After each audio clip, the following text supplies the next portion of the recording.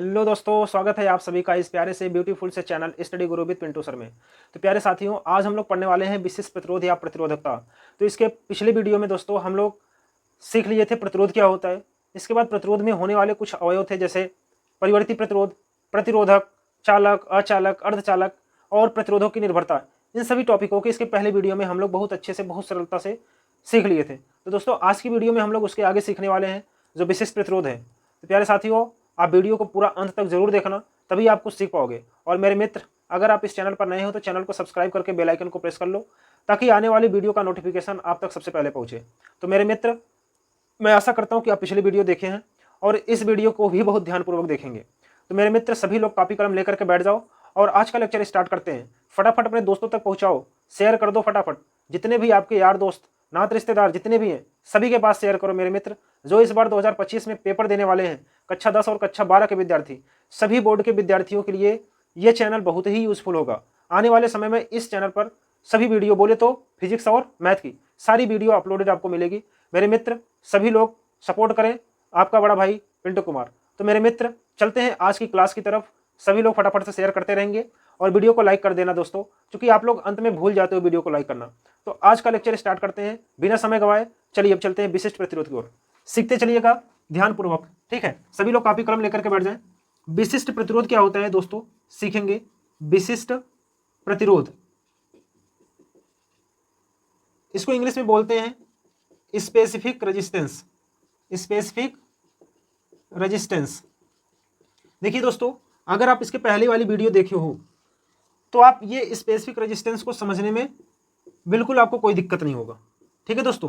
तो चलिए हम लोग समझते हैं आखिरकार विशिष्ट प्रतिरोध होता क्या है। प्रतिरोध जानते हो ना, प्रतिरोध हमने पिछले वीडियो में बहुत ही आसानी से बताया था, बहुत ही सरल शब्दों में बताया था मेरे मित्र। जब किसी चालक में धारा प्रवाहित होती है तो उस चालक में जो धारा के प्रवाह में अवरोध उत्पन्न करता है, उसे क्या कहते हैं, प्रतिरोध कहते हैं। तो दोस्तों उसी से ही रिलेटेड टॉपिक है। अगर आप प्रतिरोध वाली वीडियो नहीं देखे हो तो पहले जाकर के उस वीडियो को देख लीजिए, उसका लिंक मैं डिस्क्रिप्शन बॉक्स में डाला हुआ हूं, ठीक है। तो चलिए अब मैं समझाता हूं। तो दोस्तों, किसी चालक का जो प्रतिरोध होता है, उस चालक की लंबाई के अनुक्रमानुपाती और उस चालक के क्षेत्रफल के व्युत्क्रमानुपाती होता है, ठीक है। बहुत ही आसान शब्दों में समझाऊंगा दोस्तों। यहां पर लिखता हूं, किसी चालक का प्रतिरोध, चालक का प्रतिरोध उसकी लंबाई के अनुक्रमानुपाती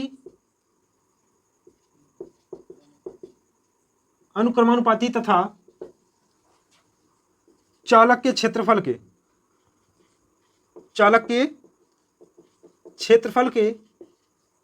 व्युत्क्रमानुपाती होता है, व्युत्क्रमानुपाती होता है। अर्थात हम ये कह सकते हैं जो R है वो समानुपाती है L के और व्युत्क्रमानुपाती है A के। व्युत्क्रमानुपाती का मतलब होता है दोस्तों, अगर क्षेत्रफल का मान बढ़ेगा तो प्रतिरोध का मान घटेगा, और अगर क्षेत्रफल का मान घटेगा तो प्रतिरोध का मान बढ़ेगा। व्युत्क्रमानुपाती का मतलब उल्टा, ठीक है। और अनुक्रमानुपाती का मतलब होता है साथ जिएंगे साथ मरेंगे। अगर यल बढ़ेगा तो आर भी बढ़ेगा, अगर यल घटेगा तो आर भी घटेगा। एल क्या है, चालक की लंबाई, ठीक है दोस्तों। अच्छा, यहां से देखिए, असमानुपाती का चिन्ह हटाते हैं तो यहां पर एक कांस्टेंट रो, ठीक है, ये नियतांक होता है, रो जोड़ देते हैं। रो एल अपान क्या होगा दोस्तों, ए। जहां रो बोले तो RHO, या इसी को हिंदी में लिख देता हूं रो, एक नियतांक है जिसे चालक का विशिष्ट प्रतिरोध कहते हैं, विशिष्ट प्रतिरोध कहते हैं। समझ में आया दोस्तों। ये जो देख रहे हो ना, ये रो है। रो क्या है, विशिष्ट प्रतिरोध, एक नियतांक है। जब हम यहां से समानुपाती का चिन्ह हटाए हैं तो यहां पर ये जो नियतांक जोड़े हुए हैं, इसी को बोलते हैं विशिष्ट प्रतिरोध। समझ में आया दोस्तों। अब यहां पर थोड़ा सा आगे हम लोग सीखते हैं। देखिए,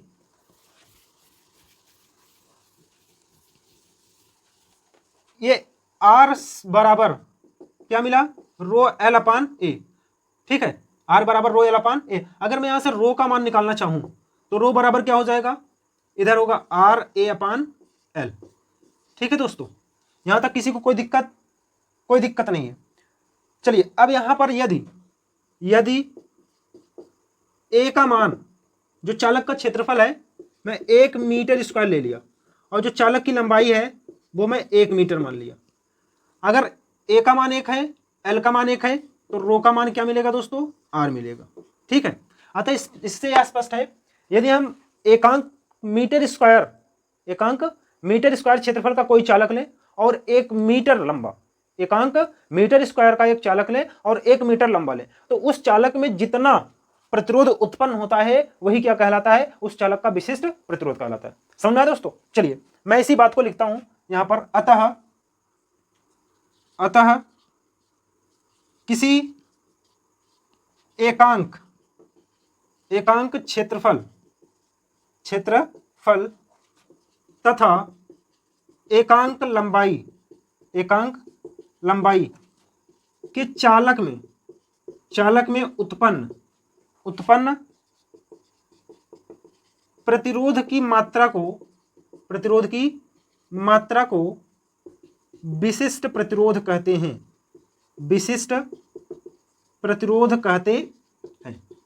ठीक है दोस्तों, समझ में आया विशिष्ट प्रतिरोध क्या है? अगर हम 1 मीटर स्क्वायर का क्षेत्रफल बोले तो ये देख रहे हैं, ये जो है ये क्षेत्रफल है, जो गोलाई दिख रहा है ना, ये तार की मोटाई हुई क्षेत्रफल है। मोटाई क्या है? क्षेत्रफल है। ठीक है, तो यहां पर अब थोड़ा सा पॉइंट में देखिएगा, ये रो बराबर क्या मिला है दोस्तों? RA/L मिला है ना। अब यहां से हम लोग पॉइंट में मात्रक निकालते हैं। यहां से आर क्या है? आर प्रतिरोध है। प्रतिरोध का मात्रक क्या होता है? ओम। और ए क्या है? क्षेत्रफल है। क्षेत्रफल का मात्रक क्या होता है? Metre square. बटे यल क्या है? लंबाई का मात्रक क्या होता है? मीटर। 1 मीटर से 1 मीटर कटा, मात्रक हमें क्या मिल गया दोस्तों? ओम और इंटू मीटर। समझ में आया? तो पॉइंट में लिख लेना, विशिष्ट प्रतिरोध का मात्रक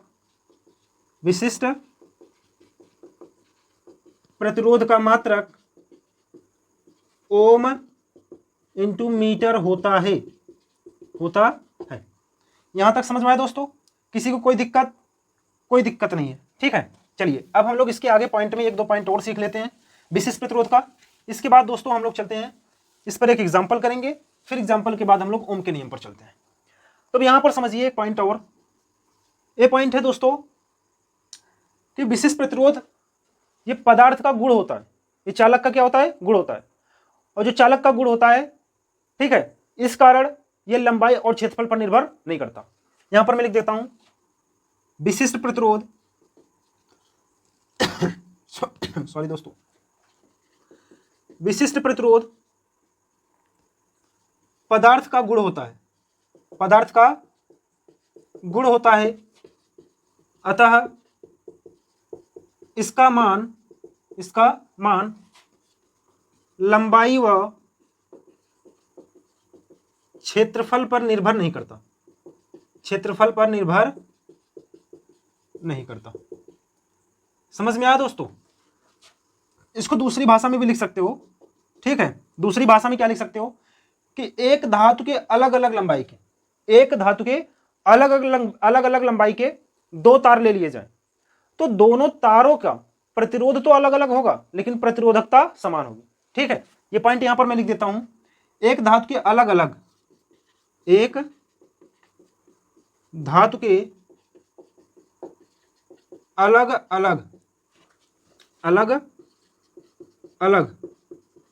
लंबाई के 2 चालकों का प्रतिरोध अलग अलग हो सकता है, परंतु विशिष्ट प्रतिरोध या इसी को बोलते हैं प्रतिरोधकता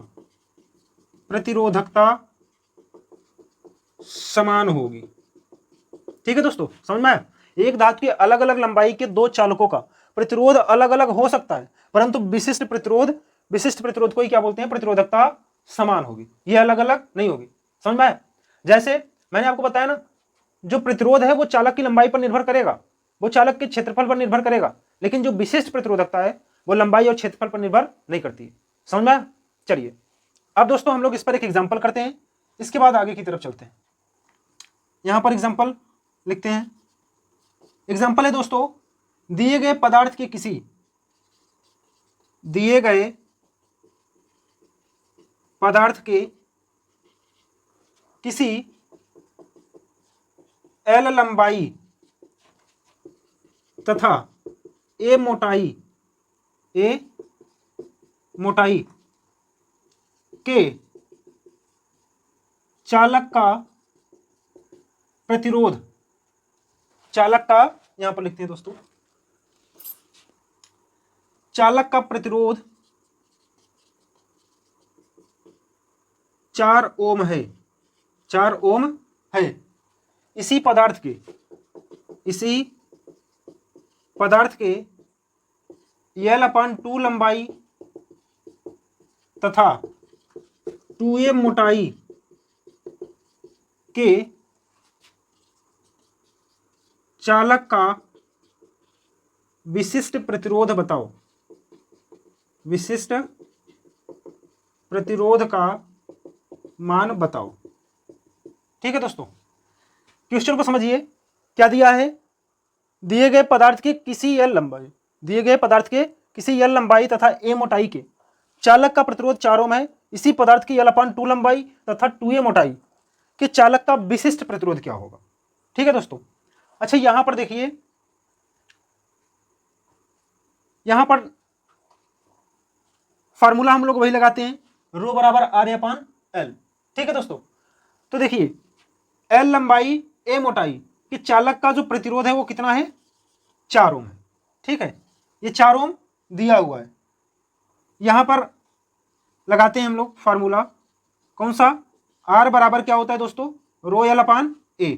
ठीक है, से यहां पर प्रथम तार के लिए देखते हैं, प्रथम चालक के लिए। ठीक है, तार कहिए या चालक कहिए। प्रथम चालक के लिए क्या होगा? R1 बराबर रो L/A। तो दोस्तों L लंबाई और ए मोटाई का है ना कि चालक का प्रतिरोध कितना है? 4 ओम है। बोले तो R1 की जगह पर क्या हो जाएगा? 4 हो जाएगा, 4 ओम। इसको हम इक्वेशन फर्स्ट मान के रखते हैं। ठीक है दोस्तों, चलिए अब द्वितीय चालक के लिए फार्मूला यही होगा, R2 बराबर क्या हो जाएगा? रो L/A। लेकिन दोस्तों यहां पर थोड़ा ध्यान देना, लंबाई L नहीं होगा, यहां पर लंबाई क्या होगा? L/2। L नहीं, L/2। और A नहीं होगा, A क्या होगा? 2A होगा। अब यहां पर रखेंगे R2 बराबर रो L/2 और बटे में A के स्थान पर 2A। तो प्यारे साथियों ये क्या मिलेगा? R2 बराबर 1 बटे इसका इसमें गुणा हो जाएगा, 1/4 गुणे रो L/A। ठीक है, तो यहां से समीकरण 1 से देखिए, समीकरण 1 से देखो दोस्तों क्या है? रो L/A का मान क्या है? 4 ओम। तो यहां पर जो रो L/A है इसके स्थान पर क्या रख देंगे? 4। तो R2 बराबर 1/4 गुणे, यहां पर लिखना चाहते हो तो लिख लेना, रो L/A बराबर 4। ठीक है, तो यहां पर क्या हो जाएगा? 4, 4 से 4 कट गया, तो R2 बराबर कितना मिला? 1 ओम। समझ में आया दोस्तों? बहुत ही सिंपल सवाल था, कुछ नहीं था, बस केवल समझना था आपको बस। आई होप आप इस सवाल को समझ गए होंगे। चलिए, अभी भी नहीं समझे तो मैं एक सवाल और करवाता हूं, ठीक है, फिर आपको बहुत बढ़िया से ये कॉन्सेप्ट समझ में आ जाएगा। तो अगला सवाल है दोस्तों, सभी लोग मेरे साथ लिखते रहिएगा, सवाल मेरे साथ साथ लिखते रहिएगा, ताकि जब मैं समझाऊं तो आप एकदम कंसंट्रेट होकर के सवाल के सोल्यूशन को समझो। ठीक है, क्वेश्चन है दोस्तों, अगला एग्जांपल है कि यदि 120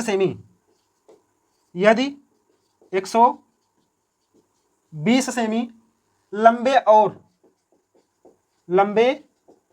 और 0.04 मिमी, ठीक है, बोले तो mm व्यास वाले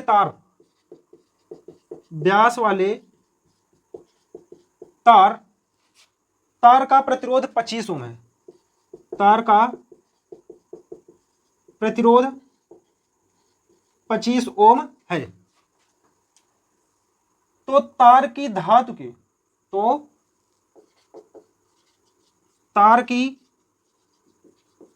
धातु के या तार के धातु का विशिष्ट प्रतिरोध, विशिष्ट प्रतिरोध बताओ। ठीक है दोस्तों, ये सवाल में कहा हुआ है। यदि 125 सेमी लंबे और 0.05 मिमी व्यास वाले तार का प्रतिरोध 25 ओम है तो तार की धातु का विशिष्ट प्रतिरोध बताना है। अर्थात इस टाइप के सवाल को लगाने के लिए दोस्तों मेरी बात याद रखना, सबसे पहले जो चीज दिया है उसको लिख लिया करो। ठीक है, और लिखने के बाद पहले देखो क्या मात्रक एक ही पद्धति में है। ठीक है, अगर एक ही पद्धति में मात्रक नहीं है तो सबसे पहले मात्रक को एक ही पद्धति में लाया करो। ठीक है, तो चलिए अब यहां पर देखते हैं दोस्तों क्या दिया है। 120 सेमी लंबे, लंबे बोले तो लंबाई दिया है, चालक की लंबाई है, चालक की लंबाई एल से रिप्रेजेंट करते हैं। यहां पर लिख लेंगे सॉल्यूशन में दिया है चालक की लंबाई, चालक की लंबाई को किससे रिप्रेजेंट करते हैं, एल से। क्या दिया है 120 सेमी लंबे, तो 120 सेंटीमीटर दिया है। इसको मीटर में बदलेंगे दोस्तों, जब मीटर में बदलेंगे तो 10 के घाते ऋण 2 से गुणा करते हैं। ठीक है, 10 के घाते ऋण 2 से गुणा करेंगे। इसके बाद दोस्तों अब यहां पर देखिए, एक मीटर में 100 सेंटीमीटर होते हैं तो 1 सेंटीमीटर में 10 के घाते 2 मीटर होंगे। ठीक है, तो ये मिल गया हमें इसका मान। चलिए कोई बात नहीं। इसके बाद दोस्तों यहां पर दिया है 0.04 mm व्यास, बोले तो चालक का व्यास दिया हुआ है, व्यास बोले तो 0.04 mm। इसको हम लोग बदलेंगे किसमें, इसको हम लोग बदल लेते हैं मीटर में। 0.04 mm को मीटर में जब बदलेंगे दोस्तों तो ये मिलेगा हमें, देखो 0.04 गुणे 10 के घाते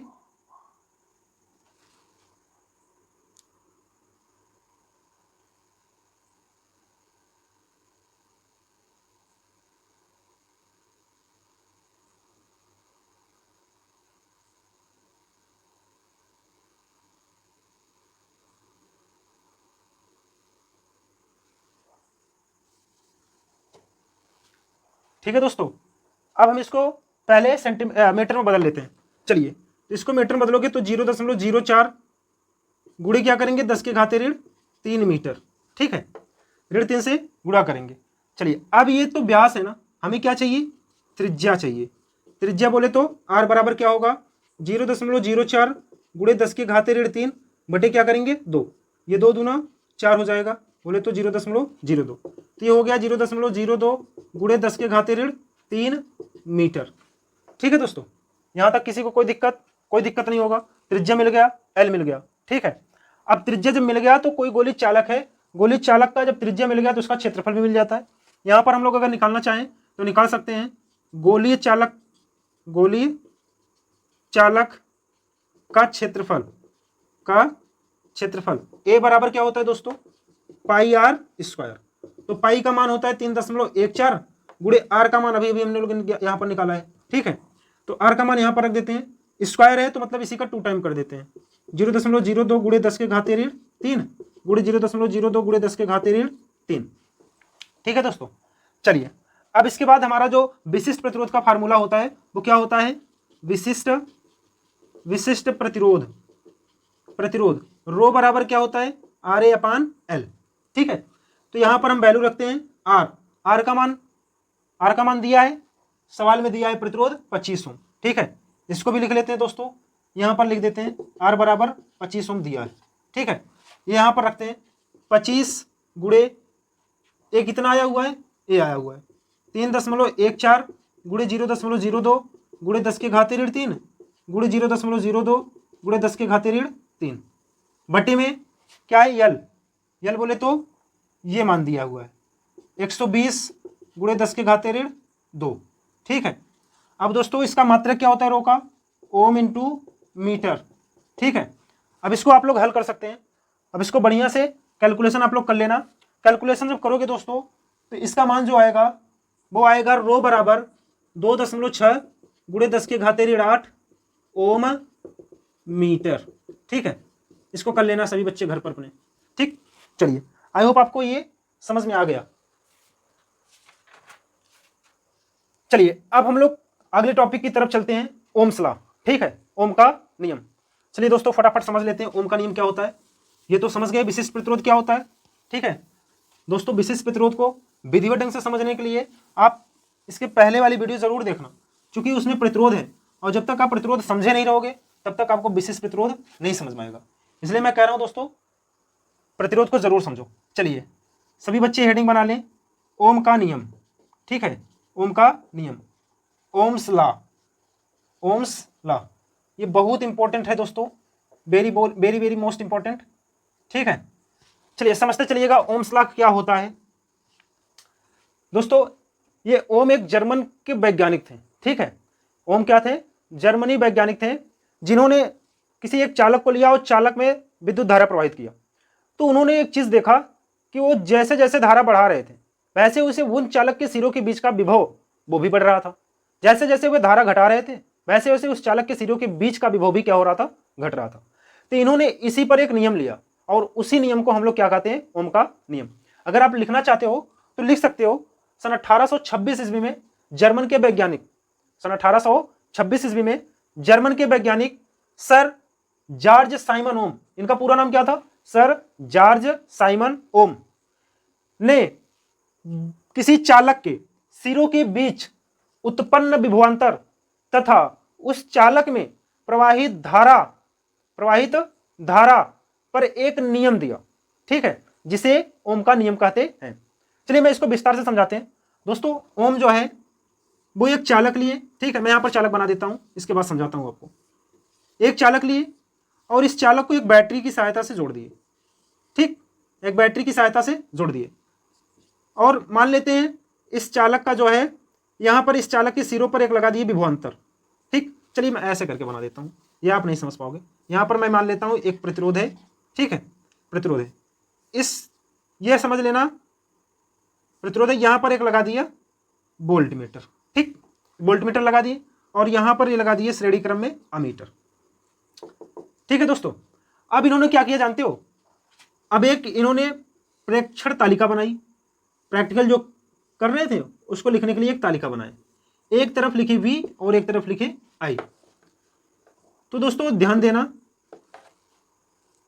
ये जो चालक है ना, चालक में ये जैसे जैसे विभव का मान बढ़ाते गए, जैसे मान लेते हैं ये पहले 100 वोल्ट था, विभव कितना लिए 100 वोल्ट, इसमें जो प्रवाहित धारा थी वो कितनी थी, 2 एम्पियर। ठीक है, अब ये जो है इस चालक के सिरों के बीच का विभव जो है वो बढ़ा करके 200 कर दिए, बोले तो इसका 2 गुना कर दिए।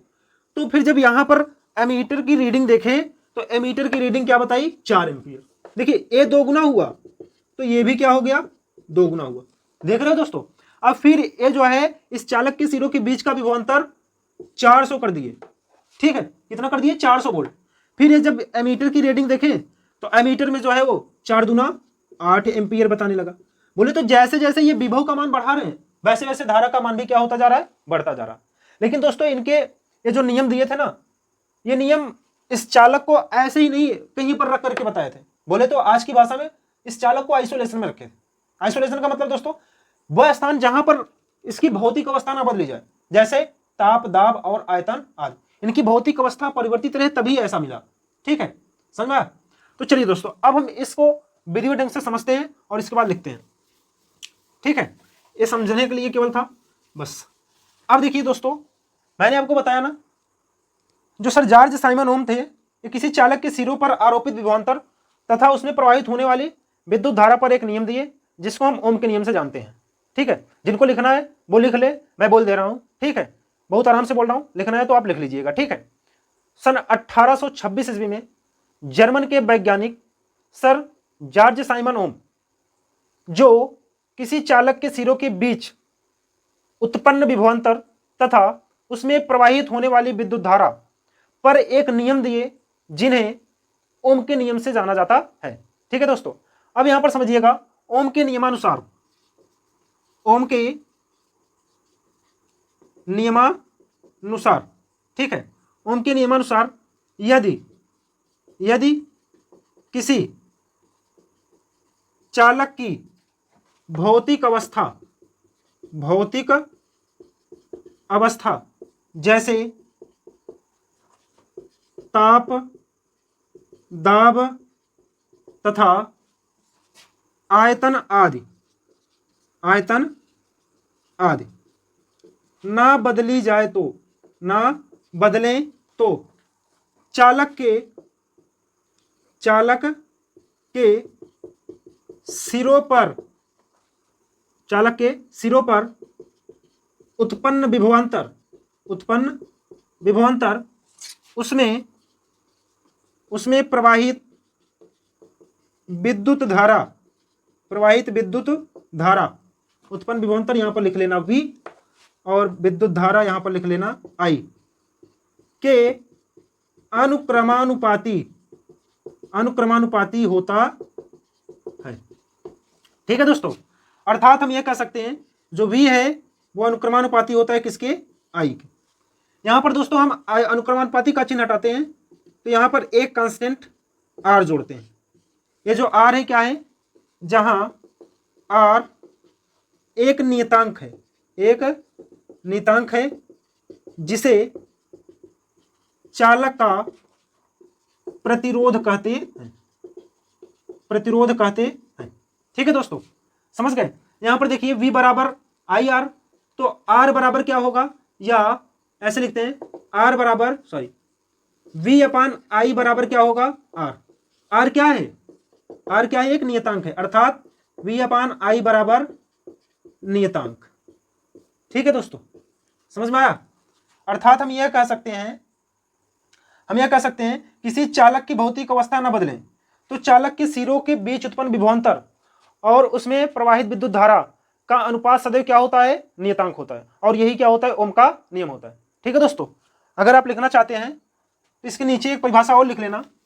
ठीक है, यहां पर अतः करके लिख लेना, इसके नीचे नहीं दिखेगा, मैं ऊपर लिख देता हूं। अतः यदि किसी चालक की भौतिक अवस्था जैसे ताप, दाब, आयतन आदि भौतिक अवस्था ना बदले तो उनके सिरों पर उत्पन्न विभवांतर तथा उसमें प्रवाहित विद्युत धारा का अनुपात सदैव नियतांक होता है और यही ओम का नियम होता है। ओम का नियम कहलाता है। आई होप दोस्तों आप समझ गए होंगे बहुत ही विधिवत ढंग से। ठीक है, अब दोस्तों हम लोग ओम के नियम का सत्यापन नेक्स्ट वीडियो में करने वाले हैं। तो दोस्तों ये वीडियो तो इंपॉर्टेंट थी, अब इसके आगे जो आने वाली वीडियो है वो वेरी वेरी मोस्ट इंपॉर्टेंट होगा, क्योंकि दोस्तों अगली वीडियो में हम लोग सीखेंगे ओम के नियम का सत्यापन। ठीक है, कि ओम का नियम किन किन बातों का पालन करता है। ठीक है, और हम ओम के नियम का एक सर्किट डायग्राम बना करके इसका सत्यापन करेंगे। ठीक है दोस्तों, तो इसके बाद हम लोग प्रतिरोधों का संयोजन भी अगले ही वीडियो में सीखने वाले हैं। तो दोस्तों ये तो वीडियो बहुत इंपॉर्टेंट था, अगर जो बच्चा ये वीडियो नहीं देखेगा वो समझ लो अगली वाली नहीं समझ पाएगा। तो इसलिए मैं आपसे रिक्वेस्ट करूंगा कि आप इस वीडियो के साथ साथ अगली वीडियो के का भी इंतजार करें। ठीक है, अगली वीडियो जैसे ही अपलोड होती है वैसे अगली वीडियो को भी देख लेना पूरा। तो मेरे प्यारे मित्र, मैं आशा करता हूं कि आपको सारा कंटेंट जितना मैंने आज प्रोवाइड किया, जितना मैंने आज आपको समझाया, सबके सब एक एक पॉइंट आपको समझ में आए। तो प्यारे मित्र, प्यारे साथी, आप सभी इस चैनल को जितना हो सके उतना शेयर करो और सभी साथियों के पास पहुंचाओ। ठीक है दोस्तों, तो अब हम लोग इसके आगे नेक्स्ट वीडियो में सीखते हैं। तब तक के लिए आप लोग पढ़ते रहें, मस्त रहें। जय हिंद, जय भारत।